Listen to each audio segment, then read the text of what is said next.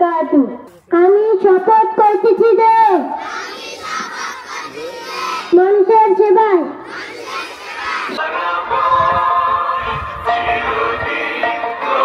পবিত্র কুরআন তেলাওয়াত, জাতীয় সঙ্গীত, পিটি এবং মোদের বিদ্যালয় নৃত্যের পরপরই আমরা প্রবেশ করি আমাদের মূল অনুষ্ঠানে, বার্ষিক ক্রীড়া প্রতিযোগিতায়।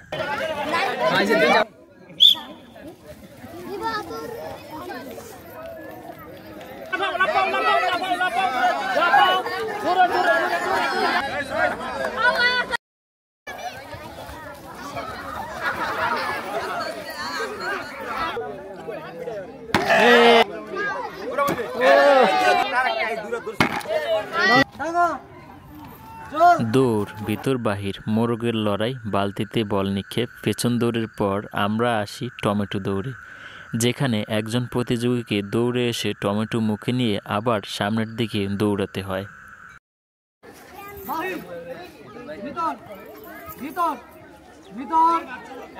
এরপর আসি আমরা বড়দের জন্য বস্তা দৌড়, যেখানে প্রতিযোগীকে বস্তা পরিয়ে দেওয়া হয় এবং লাফিয়ে লাফিয়ে তারা সামনের দিকে অগ্রসর হতে হয়।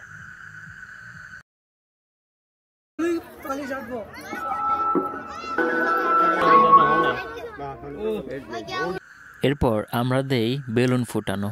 এই খেলাটি খুবই চমৎকার, যেখানে প্রতিযোগী নিজের বেলুনটি সুরক্ষিত রেখে অন্যজনের বেলুন ফুটাতে হবে। বেলুন ফুটানো খেলায় আমরা 3 জন প্রতিযোগী পেয়ে যাই। এরপর শুরু হয় সাঁতার প্রতিযোগিতা এবং সবশেষে বিস্কুট দৌড়ের মাধ্যমে আমাদের খেলাধুলার পর্বটি শেষ হয়। এরপর শুরু হয় বহিরাগত ভদ্র মহিলাদের জন্য বালিশ খেলা।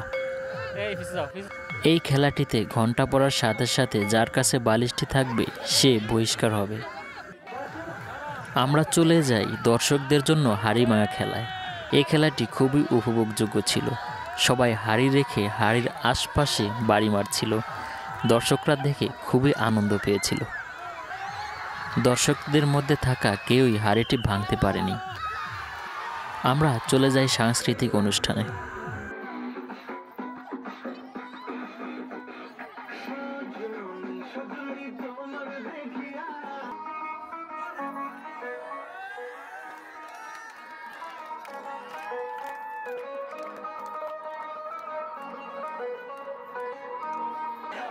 সাংস্কৃতিক অনুষ্ঠানে নাচ গানের পর একজন সম্প্রতি ঘটে যাওয়া আবু সাঈদের ভূমিকায় অভিনয় করেন। দর্শকরা তার অভিনয় দেখে সত্যি মুগ্ধ হয়েছিল।